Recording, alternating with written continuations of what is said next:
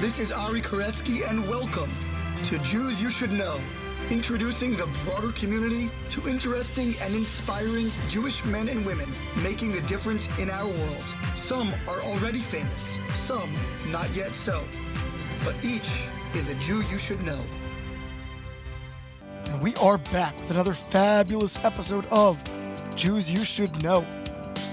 Have you heard of dailygiving.org? If not, now is the time to look it up. You can multitask, get on your nearest web browser, and type in dailygiving.org. This is a game-changing charity platform through which you can give just $1 a day and join up with thousands of people all over the world in giving incredible charitable gifts, aggregated to vetted organizations doing amazing things all over the world. And it will happen every single day. You will be exercising that giving muscle that is so foundational to who we are as a Jewish people. Please take a look, dailygiving.org, and sign up today. I am so excited to highlight our guest today, Rabbi Dr. Ari Lamm. He's a trained historian from Princeton. He's a rabbi. He's the scion of a rabbinically dynastic family and just an incredible guy all around. Shocked we had never met before, but this was our first conversation and we really hit it off. It was so enjoyable just chatting and getting to know him, and of course hearing his story and about all the different work that he's doing on so many fronts, including leading the Bnai Zion organization. So looking forward to presenting him to you today. Meanwhile, a reminder as always to follow us on social media. Jews You Should Know spelled out fully on Facebook and Instagram. Jews You Should Know with the letter U on Twitter. Subscribe or follow now wherever you may be listening, whether that's Apple Podcasts, Spotify, Stitcher, Google, whatever platform you're using. Please spread the word to your friends and family so that they can do the same as well. Emails, comments, questions to jewsyoushouldknow@gmail.com. And now to our conversation with Bnai Zion CEO and academic, rabbi, all-around wonderful Jew, Ari Lamm, a scholar, a rabbi, a historian, and the director of some really fascinating and innovative organizations, and really excited to learn about those today. How are you, Ari? Great. Glad to be here. It's great to have you. And we were just talking podcast gear a minute ago. I see in Ari's picture, he's got some really awesome microphone. And actually, it's the exact same mic as the new one that I just bought. So what do you have all that great gear for, Ari?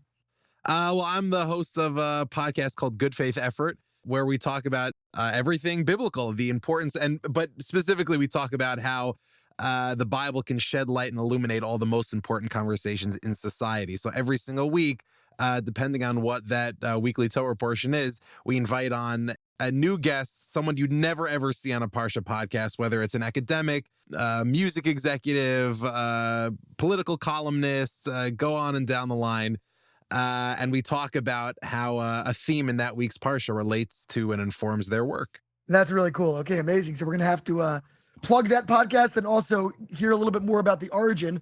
But obviously, since podcasting wasn't really around much more than 10 years ago or so, and you probably were, I'm imagining. So where were you when it all started? Where are you from? Where did you grow up? So I grew up in Long Island. I'm a West Hempstead boy, for those who are familiar with Nassau County. And now we live in New Jersey. So we're rather boring as these things go. But that's where I grew up.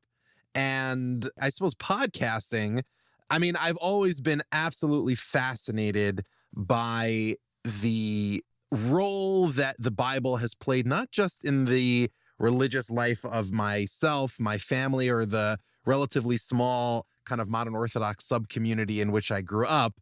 For me, the Bible is fascinating because it's the moment at which history becomes possible. So, one of my favorite preoccupations is like human prehistory, right? It's like you just look at like hundreds of thousands of years of humans preparing to take the stage of history, like early pre-humans preparing to take the stage of history.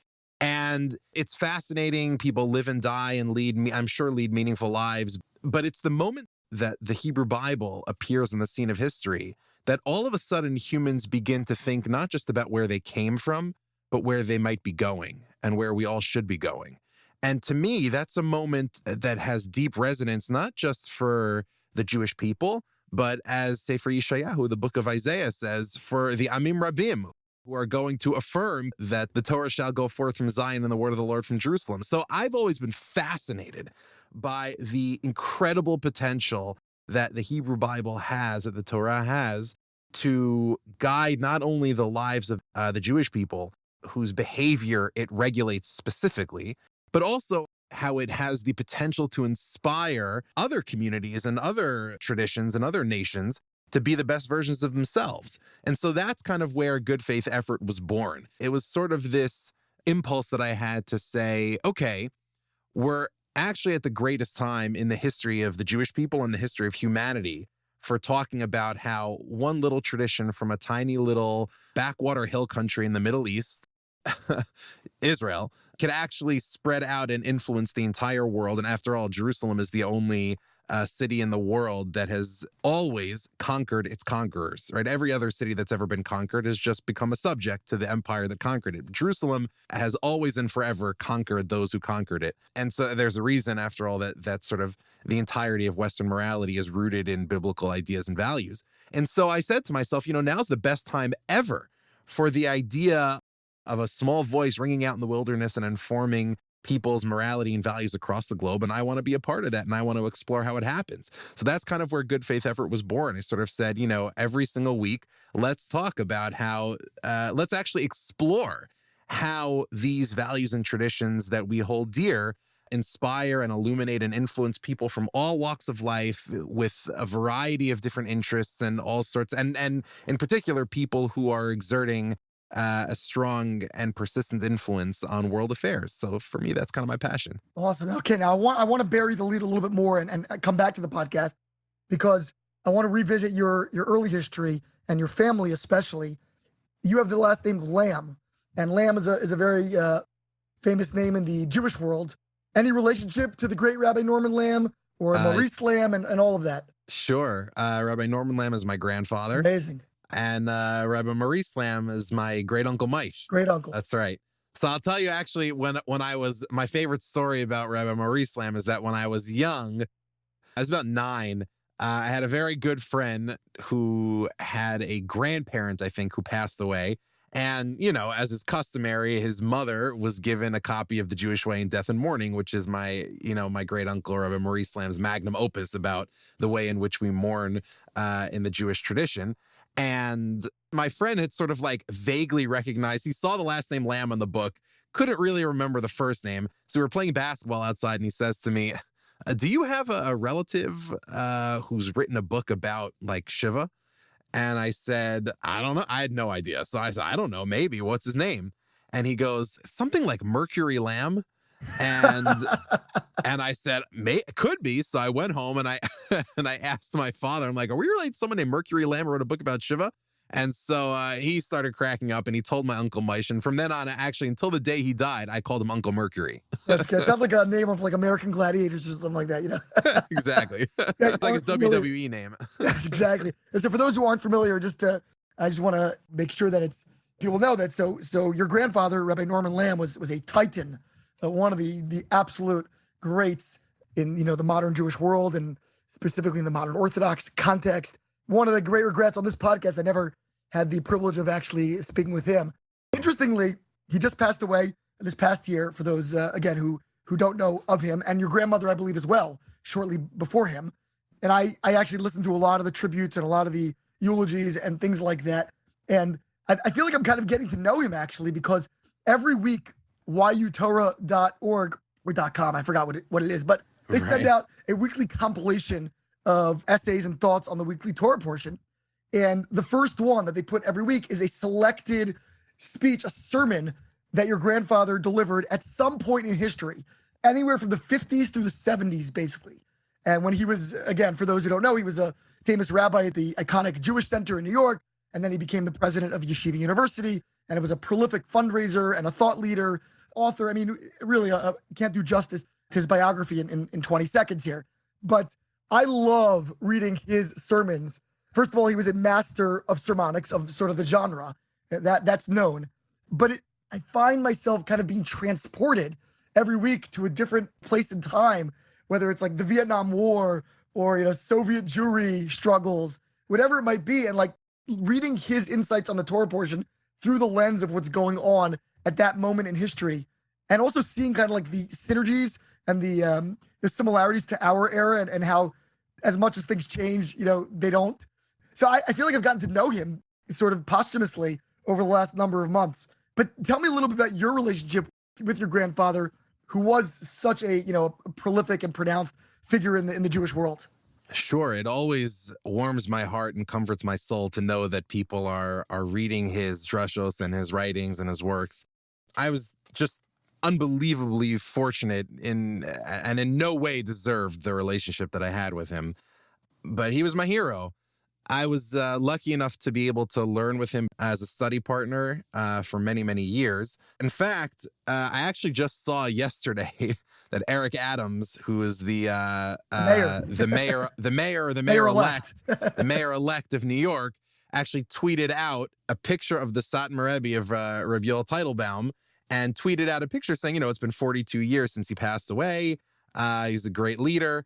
And I just thought it was so apropos, because the very first thing that I learned, well, not the very first thing, but when I was in college, I began a chavrusa with my grandfather, and actually there were a couple other people who joined as well for parts of it, but I had a chavrusa with my grandfather, and he wanted us to learn the introductions that great Jewish authors wrote to their works, because he was of the opinion, and I think, he's absolutely right, that if you want to really understand the hashkafa, the worldview of great Jewish authors, you read the introductions they wrote to their works. The works themselves are great, but the introductions are where all the action's at. So we read introductions to famous works of Jewish thought. And the very first one that he insisted that we read was not, if I ask people, like, what do you think it was? Like, what do you think that Rabbi Norman Lamm, Yeshiva University, the author of Torah Ramada, what do you think he would have us read first? Well, the introduction to something from Rav David Tzvi Hoffman, from Rav Shimshon Raphael Hirsch. A more modern, kind of westernized thinker. Yeah. Rav Kook, something like that. No. He insisted that we read the Hakdama, the introduction to Vayoel Moshe, to the Satmar Rebbe's anti-Zionist magnum opus. Which is just about as far away as you can get on the Jewish philosophical spectrum within Orthodoxy from your grandfather's worldview. That's true. And I remember actually this is a couple months ago, I remember going through my notes of that chavrusa, and I saw that I had written down, so we're reading the Hakdama, and the Satmar Rebbe is describing like the greatest, from his perspective, like the greatest villains of Jewish history.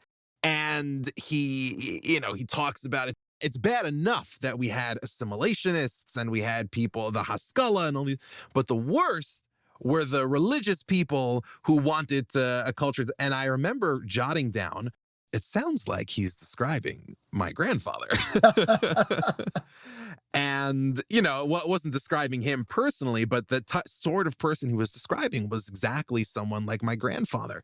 And it occurred to me, both at the time and upon reflection years later as well, that it is certain, I am certain, that that's why he assigned us that text to read and learn together. Because if there was one thing that my grandfather believed before, and there were many other things he believed, there was one thing that he believed passionately, and that he believed was a prerequisite to being a serious Torah thinker and a serious lamdan, someone who engages with Jewish learning. It was that you had to be open to as many different Torah perspectives as possible. And for him, that began with the Satmar Rebbe. I mean, he actually wrote an entire essay for Tradition, the Journal of Orthodox Jewish Thought that he actually founded, and it was called The Ideology of the Neturei Karta according to the Satmar version. Like, he was fascinated by really serious anti-Zionist thought. He had a whole essay. It's pages and pages, dozens of pages, trying to understand the Satmar Rebbe and where he came from. And he has, if I recall correctly, so he has a line in that essay where he basically says, like something like, these views are by any current standard extreme, and most Orthodox Jews reject them and consider them wrong. but they represent a consistent ideology of Jewish life, and they're not without some basis in the classical sources. So we have to take them seriously. And that was really who my grandfather was. He took everybody and everything seriously. That didn't mean that he accepted or approved of everybody and everything, but he did give people the benefit of the doubt to take them seriously. And I think that was his greatest strength. I love that story. First of all, it's a story for our moment because, nowadays in this hyper-polarized kind of, information bubble, information filter kind of universe, where people do as much as possible to avoid opposing perspectives, that he would start with such a diametrically oppositional view is awesome. By the way, I'll tell you another story just about that. Yeah, please.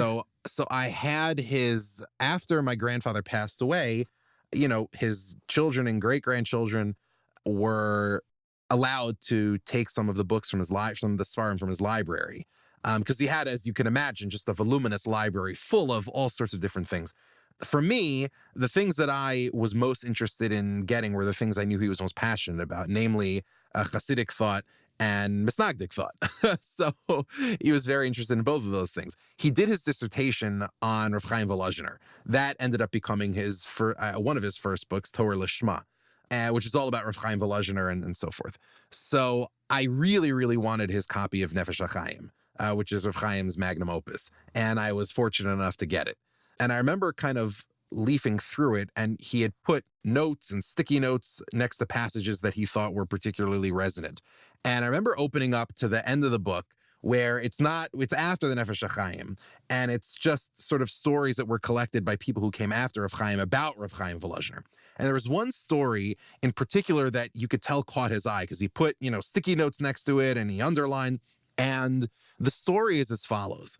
Students of Rav Chaim Volozhiner tell about how Rav Chaim used to stand up for a person that the text describes as a balabas, which, for anybody in the yeshiva world, of Volozhin, there couldn't be a greater insult than that. And so he says, there used to be like some balabas who every time he walked... It's like a working commoner, man. Just a working man, not a yeshiva... Not a scholar. Not a scholar, not a yeshiva student, who believed, and again, the text is like dripping with contempt for this person. It's like, he was a balabas, he was like a blue-collar working man, not a scholar, and he thought that he knew the Talmud well because he studied it, didn't study it deeply is the implication. He didn't study it with the same seriousness that a scholar might, but nevertheless, he was somebody who had, who had gone through the Talmud. And every time he walked into the room, Reb Chaim used to stand for him. And his students approached him and asked him, why? And Reb Chaim replied by saying, according to the story, that he said, listen, there are two types of Talmuds that we use in the yeshiva. And at the time, before printing became standard and the text became very easily accessible, you had to choose different printings. And depending on which kind of printing you got, it would be higher or lower quality. So he says, as everybody knows, we use the Amsterdam Shas.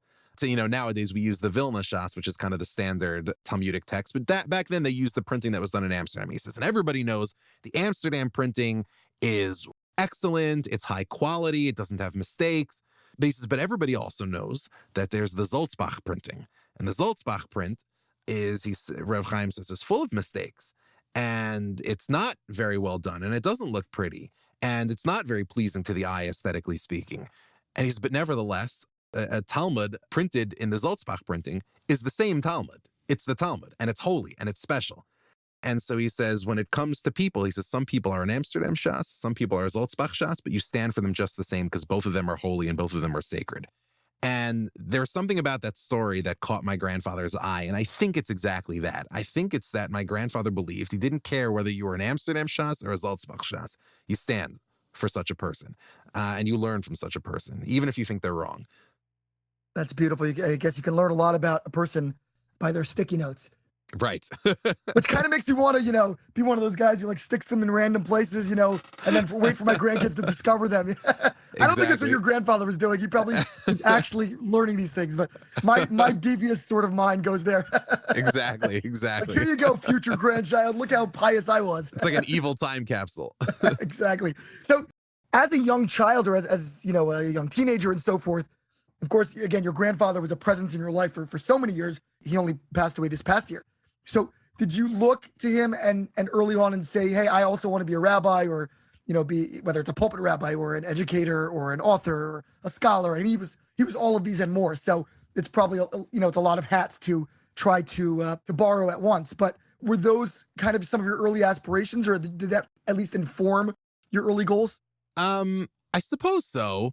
Growing up, first of all, it took quite some time for myself, and I think this is sort of the common experience with a lot of the grandchildren. It took some time for us to realize who he was, because he was so unassuming and so humble, and, you never got a sense that he was anything other than Zaida, By the time, we got a good understanding of who he was, it just seemed so out of reach, right? Like he was so superlative and so excellent. There was no possible way that any of us could ever achieve even, a tiny iota of what he achieved.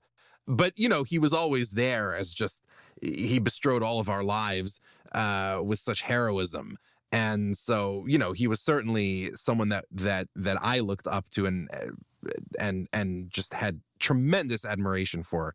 For me, what kind of really got me interested in rabbinics and sort of, trying to do it, not just as a hobby, but vocationally, was, believe it or not, I was working in Washington, D.C.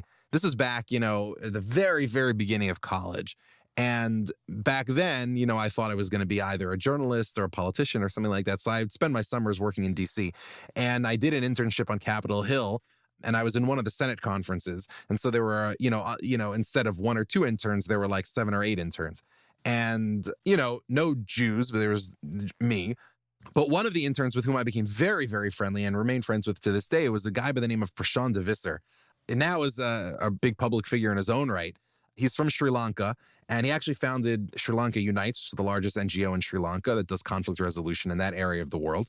And he's just this extraordinary, devout Christian, this very extraordinary person, even at the time. And at the end of the summer, all the interns had become very, very good friends. And he invited all of us to his house and said, for the end of the summer, let's have a little get together, a little party. You'll all come to my place and I'll cook a traditional Sri Lankan meal for everybody. And, at the time, I just, this is the first time I had ever encountered something like that, coming out of my community in which I grew up. And so I wasn't exactly sure how to handle it, but I knew enough to know that there's no way it could work. So I just, kind of called Prashant to the side quietly and said, look, thank you so much for inviting us, but I don't think it's going to work. It's just too complicated. I keep kosher. But you know what? Listen, you guys have a great time. I'll see you guys tomorrow. I love you all. Don't worry about it. And as long as I live, I'll never forget what he said to me. He goes, I don't accept it. I don't accept it. He said, there's no way that I can accept that your religion should be something that pulls us apart from you. Your religion should be something that allows us to learn from you. And so what did he do, Prashant? He said, listen, I'll tell you what, we're going to make this a learning experience. You take me, and we'll invite any of the other interns who want to come. You take us to the store. You show us how to get kosher ingredients. You tell us how to find kosher stuff. He said, I'll buy new utensils. And we'll tovel, I explained to him what toveling was, immersing in a mikvah, in a ritual bath.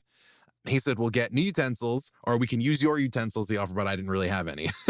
He said, we'll go to my apartment, you'll watch everything and supervise everything, and we'll make the first kosher traditional Sri Lankan meal ever. And that's exactly what happened. And people came, and I got to explain to them everything about what kosher was. And I asked, several rabbinic advisors for help and guidance in doing it the right way. And we had this kosher traditional Sri Lankan meal. It was unbelievable. And it was really that kind of got me thinking, oh my goodness, we have this incredible tradition and we talk about it all the time. The rabbinic legend is that the Torah was the blueprint from which God created the world. It's the most magnificent tradition of wisdom in human history. It's so overwhelmingly impressive. And yet we so often act as if the opposite is the case. Like we're obviously not a proselytizing religion, but forget proselytizing. Like we don't use our wisdom to inspire anybody. Like we don't participate in public conversations, or we seldom do. And we don't explore how our values and our traditions and our texts and our intellectual culture could really transform the world for the better and how others could learn from it, not to become like us, but to become better versions of themselves and actually to learn from us. And it was this experience that kind of showed me that it was possible. And in particular, that it was possible with people whose hearts and minds and souls were open to the idea of inspiration and biblical tradition.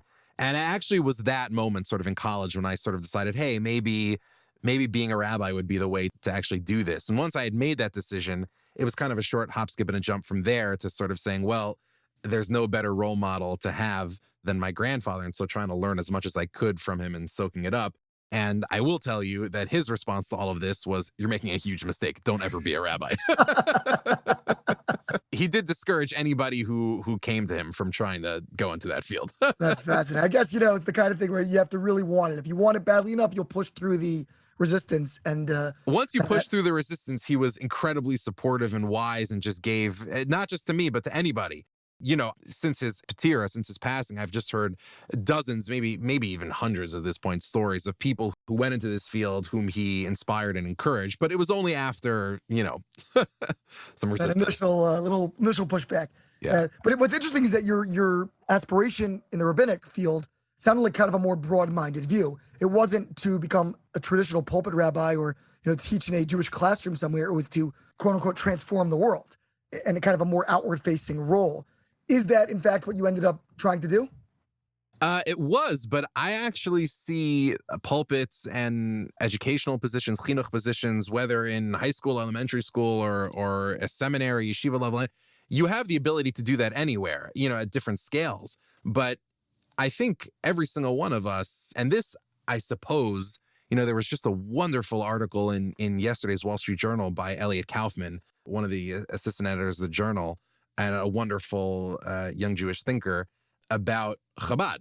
And he talks about, how incredibly impressive Chabad is. And he had this wonderful quote where he says, the modern university offers knowledge and therapeutics and fun experiences, but Chabad actually seemed like it had wisdom, which is very rare to find anywhere on any kind of contemporary university campus. And I sort of think about it that way as well. Like, what makes Chabad so powerful, and it's just one example, there are other movements in Judaism that have that as well, religious Zionism.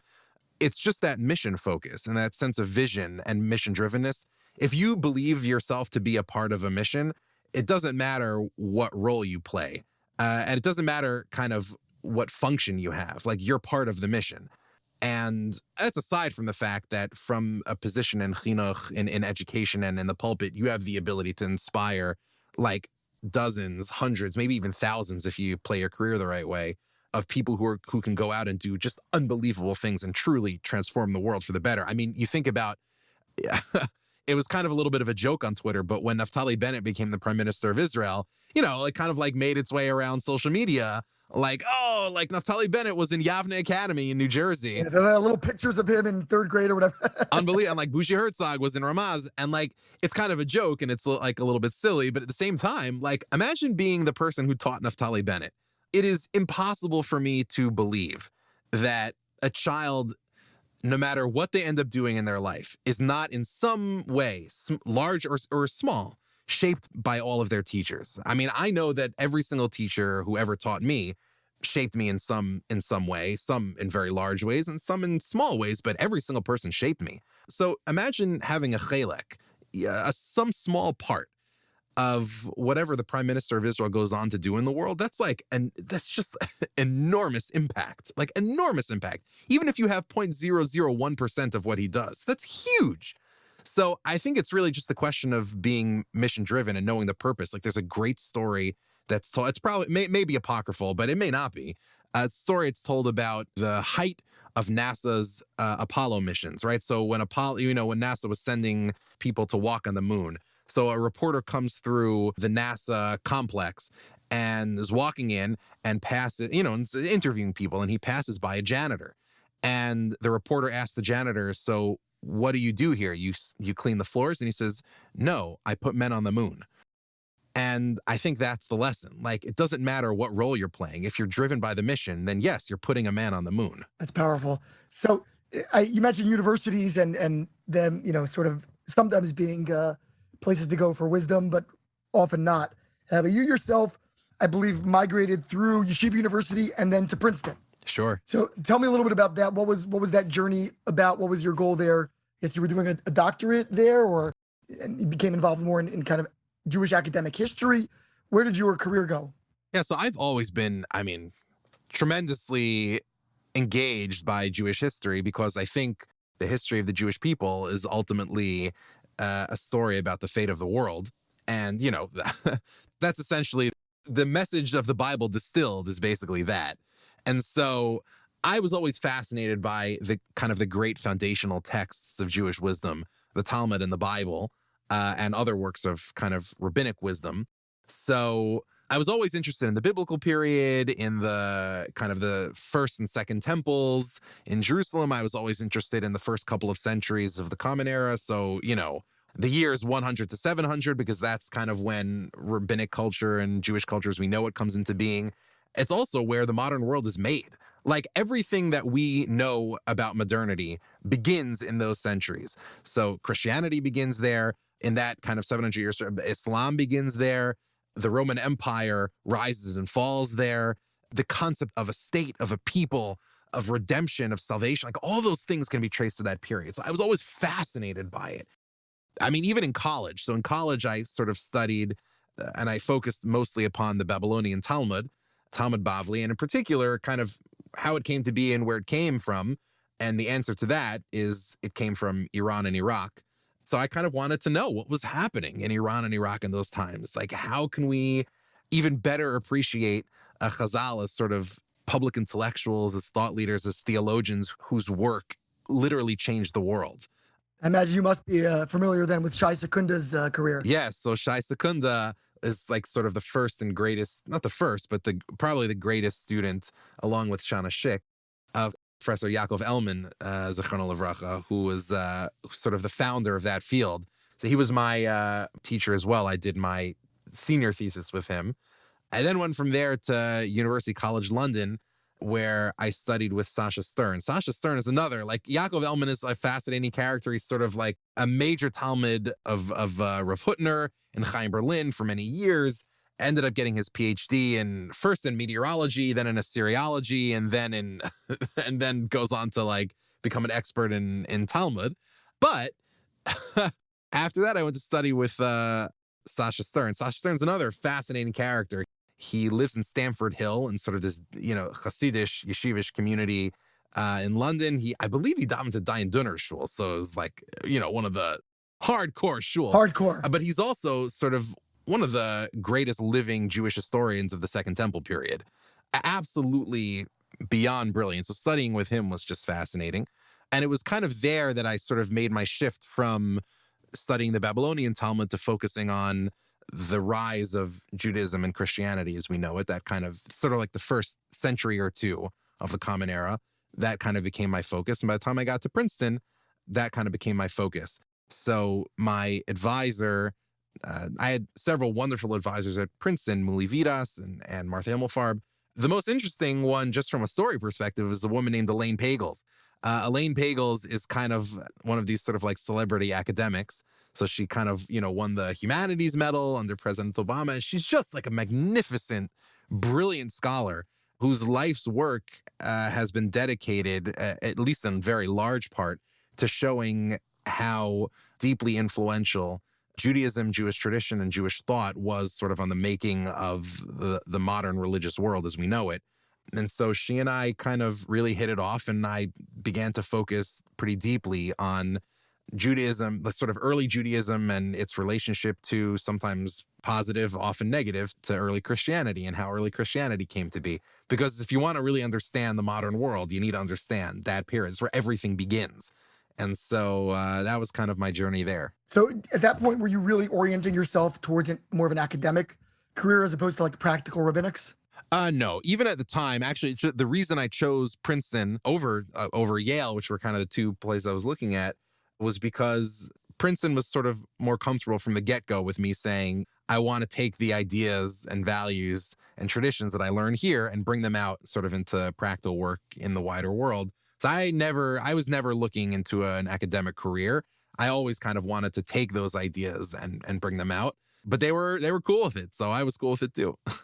So what did you actually do concretely then to to move from your PhD phase into this wider world of influence?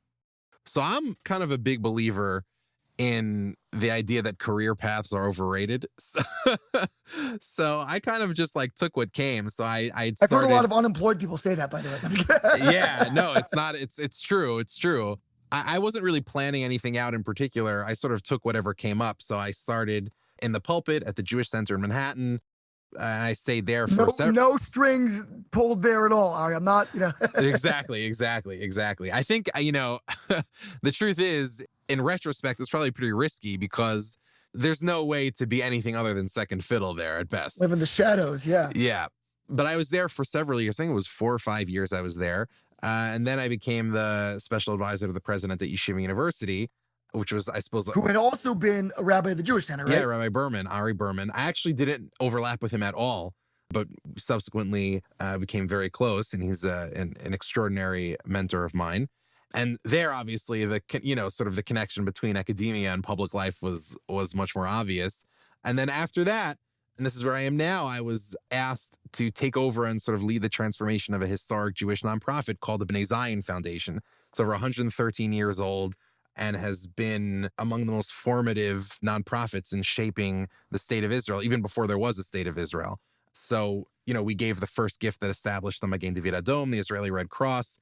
And what we were always doing was sort of, instead of trying to solve yesterday's problems today, we were trying to solve tomorrow's problems today. So we always kind of looked ahead and said, what are we going to need in the next 10 years?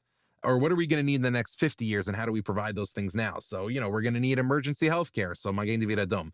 If there's going to be a state of Israel, it's going to need higher education. So we opened up B'Tzalel College, which is the oldest institution of higher learning in Israel.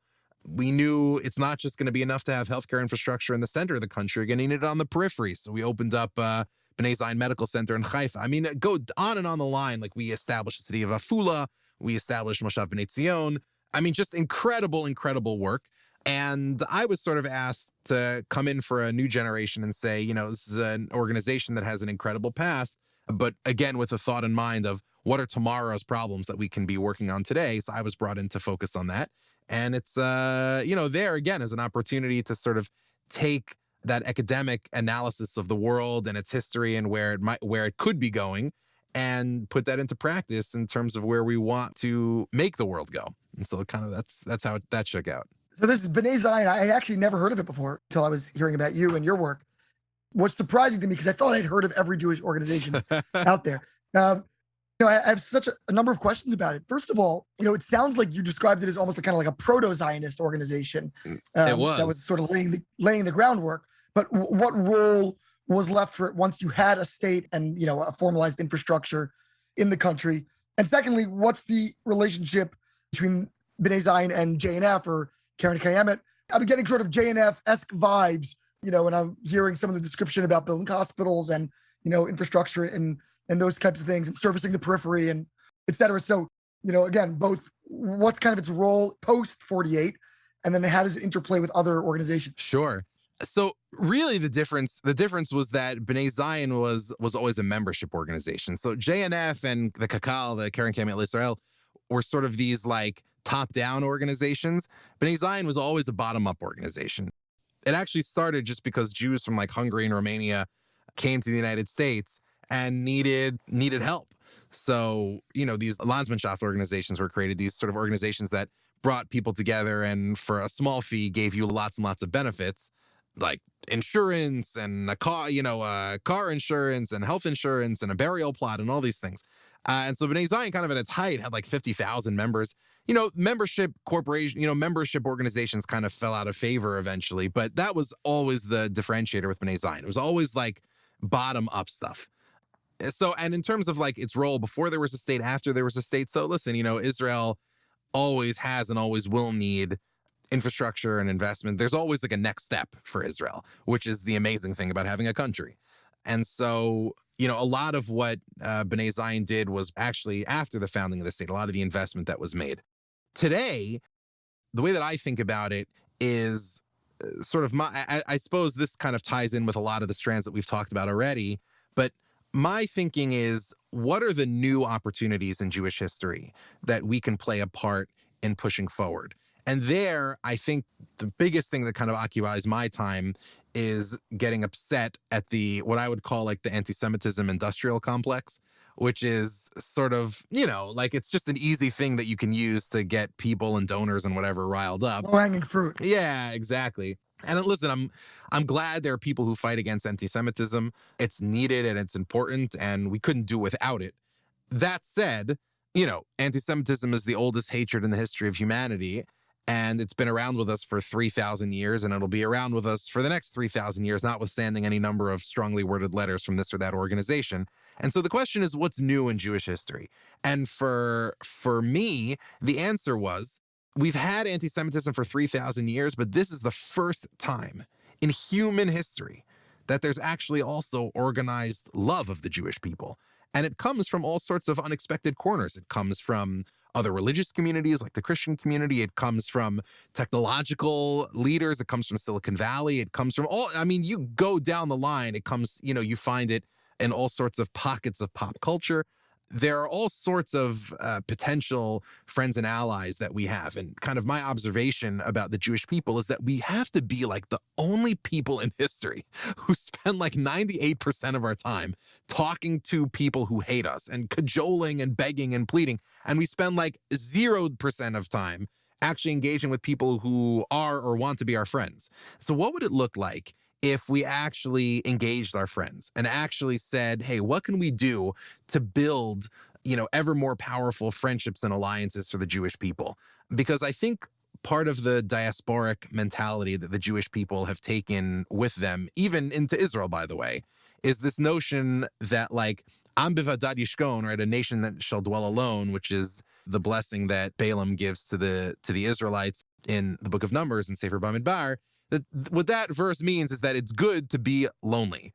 And the best way to be strong is for us to be isolated. It's such a strange and backwards reading of what that verse actually means. Like the verse doesn't mean you should be friendless. The verb means that you're special and that you're unique. You have a unique responsibility. But the idea that like to be powerful means you have to be totally independent of anybody else. It's like the most backwards, like weird, unfortunately diasporic mentality. What powerful nation in the history of humanity has ever been isolationist? It's never happened, never will happen, ever. You think America goes around?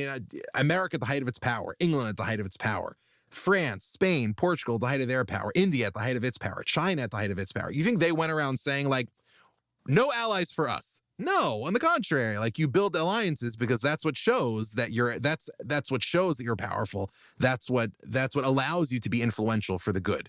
And so my thinking is, how do we build up the Jewish people and Israel into the moral, spiritual, intellectual, and technological, and nowadays technological powerhouse that it was always meant to be, and that we've always been throughout our history.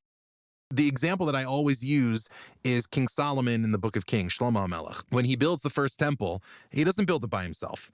This is the Israelite kingdom at the height of its power. Shlomo HaMelech writes to all of the other powerful monarchs in the ancient Near East, and he says, look, I'm building a building, and I'll build it myself if I have to. But if you invest in us, if we partner together, then together we can build not just a building, but a culture, a movement, the likes of which has never been seen in human history. And Hiram, king of Tyre, Hiram Melech Tzur, says yes, and he invests. And I think it's in that moment that modern civilization or Western civilization or what have you is born. And so that's our focus kind of now moving forward. How do we accelerate Israel's growth and strengthen the Jewish people through building partnerships with our friends and allies across the globe? It's not about reacting to problems. It's about building an ecosystem for flourishing. So are you working with groups like Sufi and reaching out to, the way kind of Simon Wiesenthal Center does with, through Rabbi Adlerstein and interfaith work? Is that kind of a part of your portfolio then? It is certainly a part of it. And we have some really exciting initiatives that we're looking to launch. We can't share too many details about them, but we have some really exciting initiatives that we're looking to launch in the next couple of months And we're interested in areas from social impact innovation and its popularity throughout the world, and Israel as a source of social impact innovation. We're deeply interested in that. We're deeply interested in culture, in pop culture, and the role that that biblical values and biblical thought and Jewish values can and should, and I think in the next generation will play in fundamentally reshaping the face of popular culture across the West and actually across the globe as a whole. We're deeply interested in that. Podcasts, movies, film, TV, music, live events, video games. Like, we're interested in bringing our values out into all of those spaces. And we're working on some major initiatives to accomplish all of that. What would be an example of a project right now that you can disclose Sure. that you are working on or have recently worked on? That's kind of like a signature project, something that really kind of reflect this broader spirit of the organization. Sure. So sort of the tip of the spear of what will be a much larger project that we're looking forward to announcing in the next couple of weeks or a month is the podcast network that we put together.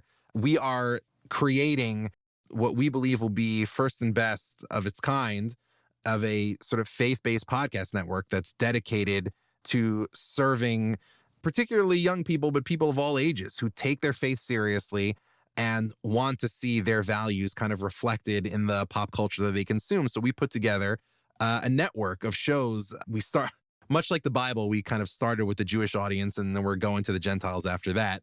But we have sort of Jewish shows that we've launched in the network. There's my podcast. There's Nissim Black's podcast. There's a podcast on Israel called Us Among the Israelis. There's the Rabbi's Husband podcast. We have several other amazing ones coming out. That's Gerson. That's what, and Mark Gerson. I only know that because I listened to the Commentary daily political podcast, and he advertised his new Haggadah on their Passover time fairly relentlessly. Yeah, the great retelling. It's a great book. So we have him. We also have, we're very excited to announce the next couple of weeks some pretty major podcasts from the Christian world and from other corners of traditional religion that are going to be on our podcast as well. And the way that we look at it is, we've come through several decades now of pop culture in the wider society telegraphing to young people and having young people themselves say, my biggest aspiration is to be myself. It's all about being you, community, tradition, even friendships to some extent, and certainly your family are holding you back.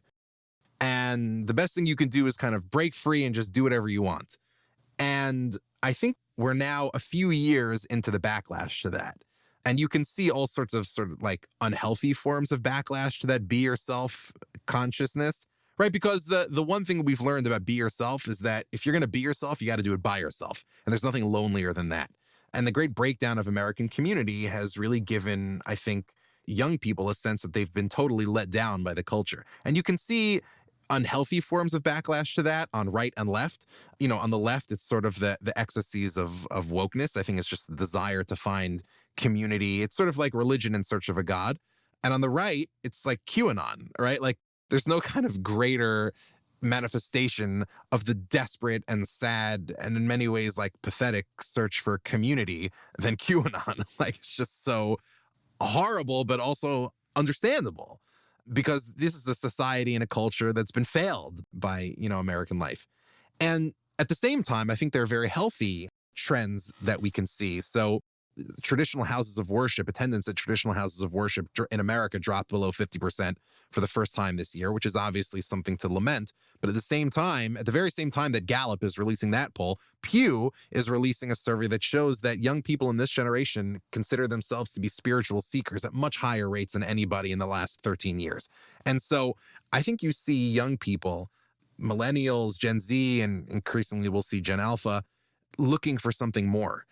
Some of them are not, sort of traditionally religious in the ways that you would recognize, but so many of them are. And in fact, some of the most influential people in pop culture are leading the way in using faith in the Bible as an inspiration. So in the world of hip hop, the biggest stars in the world, Kendrick Lamar, Kanye West, Chance the Rapper, Vince Staples, these are all deeply religious people. In sports, Steph Curry, Jimmy Butler, go down the line, Selena Gomez, Carrie Underwood, Justin Bieber. And then you move into social media influencers. Some of the biggest influencers in the world are deeply religious. And it's not an accident. Like, people are looking for this in their culture. Nobody's yet really pulling these strands together, but we actually believe that that's kind of a white space that we can enter into. So we'll have more that we can announce about this in the coming weeks, but we are very focused on pop culture as an extraordinarily powerful force in human affairs, that if we can influence it for the better by bringing our values and our traditions and our allies and friends into that project, we'll have done something quite significant for the future of humanity.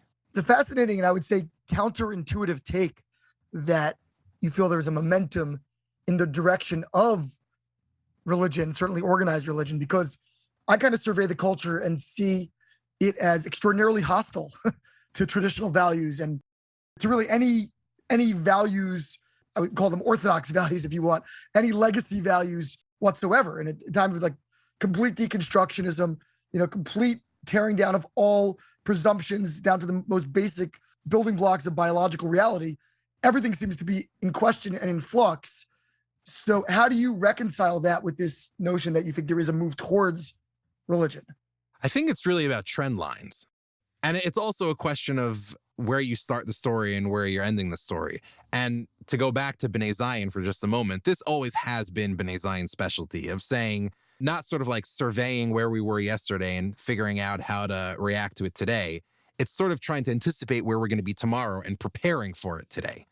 So I think what you're saying about deconstruction and sort of cultural decay is absolutely right.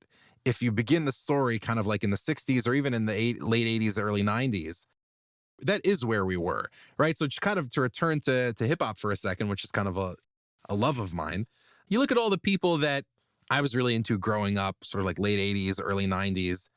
Honestly, just look at the city of Compton, right? Southern California, the West Coast capital of hip hop.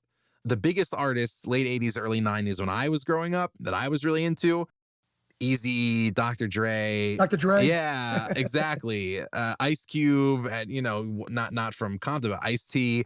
Snoop Dogg, you look at those guys, and brilliant. What they were doing was important. They were documenting something very serious, and they were responding to oppression and poverty in a very creative way. But, the critique of it, which I think is a valid critique, is that it was just like deeply self-focused, materialistic, and in some ways not everything that it could have aspired to be, even though very valuable.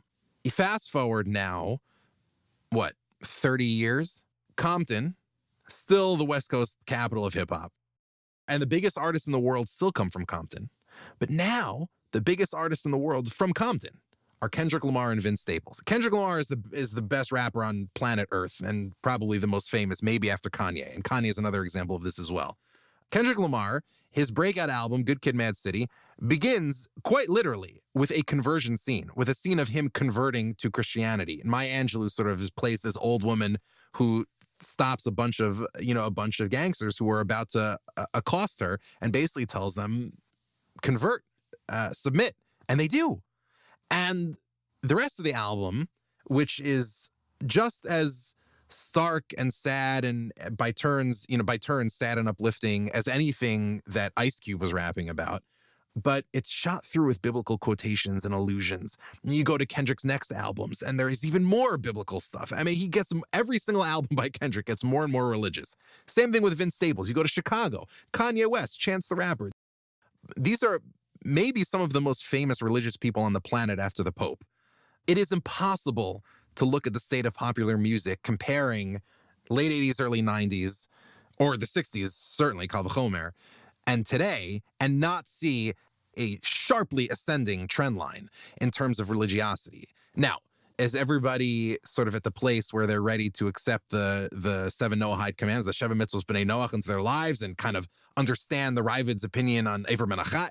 No, obviously not. But it's a question of where we've been versus where we're going and what represents progress.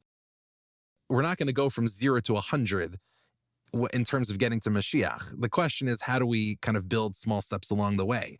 And for me, you would be correct to observe some terrible decay at the moral foundations of American life. But I think if you know where to look, you can also see some just very encouraging things, which, by the way, are themselves reactions to the terrible moral decay at the heart of American life. And so the question is, what do you do with those trend lines? Do you say, well, they're not steep enough, or they're not high enough, or they're not fast enough, so we should just ignore them, or they're not serious, or they're not real? I imagine that's a position that people have. I just think it's foolish. My perspective would be to say, well, if the trend lines are moving in the right direction, what can we do to raise those trend lines a little bit more? How do we make them a little more godly, a little more wonderful, a little more positive? Because if we can raise the trend line a little bit more now, imagine what we'll be seeing in 10 years.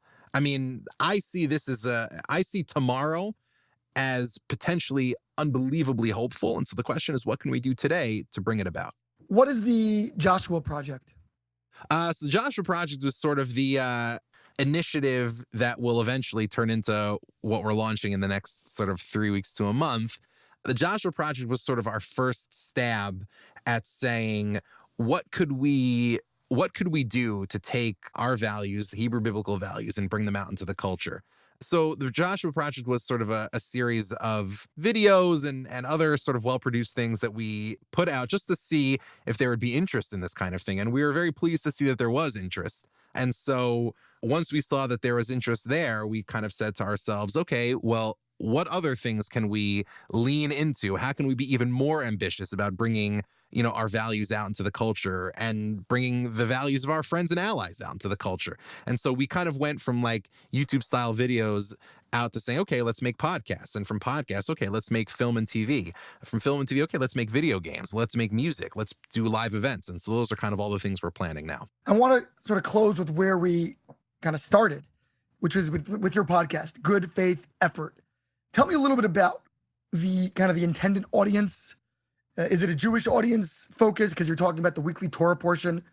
But at the same time, it sounds like a pretty eclectic group of guests, academics, entertainers, etc., discussing these broader themes. And you're kind of using maybe the Torah portion is just a springboard to talk about larger cultural conversations. So who's it for? And what's been the feedback in particular outside of more traditional conservative-minded circles? And there's kind of the preaching to the choir possibility of those who are interested in listening. I would imagine people who are reading Mosaic or listening to Tikva podcasts and things like that. But do you find that you're able to access the wider cultural environment with these kinds of conversations as well? Sure. So our audience, the way I think about it is, our audience is for people who are either familiar with the Bible, anybody, or people who are just intrigued by the Bible, want to understand more about it, and want to kind of know what this whole Bible thing is all about. My goal is to provide all of our listeners, from the least familiar to the most familiar with the Bible and in Jewish learning, with conversations about the traditions that they care about or are interested in that they've never heard anywhere else and they won't hear anywhere else. My goal in every episode is to say, how can I deliver to you a conversation that you would never hear anywhere else about this particular subject? And I think so far, the feedback that we've gotten, we're not even primarily targeting a sort of like a political community. We're really trying to reach all sorts of different issues. So the feedback, for example, from folks in Silicon Valley, where interest in religion has been skyrocketing, has been phenomenal. We've had on some of the most, from my lights, some of the most interesting and deep thinkers from the world of venture capital and technology in Silicon Valley in the world. I mean, we've had Catherine Boyle, who's the partner at General Catalyst. We've had Trey Stevens, who's a partner in Founders Fund and Peter Thiel's partner. We've had Alex Jones, who's the founder, not that Alex Jones, right? Not the InfoWars guy. No, right. You told me you didn't like QAnon, and now you're going to conspiracy. Alex Brett Jones is the is the founder and CEO of Hallow, which is the #1 Catholic app on iTunes, the Catholic prayer app. It's fascinating. I mean, and venture back. They just did a huge series. They just did a huge fundraising series. I mean, we've had some of the most interesting religious and religious curious thinkers from Silicon Valley in our podcast, and more coming. But we're also very deeply interested in the Black community in America, because I see sort of the traditional Jewish community and the Black American community as sort of natural allies. We're two of the most religious communities in the country. And we're also sort of the two religious communities that have kind of never confused our deep reverence for the Bible with power. And so I've had some of the most interesting pastors in the country on the show. Pastor Michael Fisher, who's the pastor of the largest Black church in Compton. The first Black church in Compton. His grandfather founded it. It was called Little Zion Church, but it's gotten so big that they had to change the name to Greater Zion Church Family. We had Van Lathan on from The Ringer, who's got also one of the biggest podcasts out there. His face now is Oscar winner. His face is all over Times Square now. But Van has come on, and we talked about that. And my big thing is, I hate that the Jewish and Black communities only ever seem to talk to each other like after a crisis, like after someone said something racist or someone said something anti-Semitic, and like we're always reacting. Like, let's build something together. Let's have constructive conversations together. That's been an interest of ours.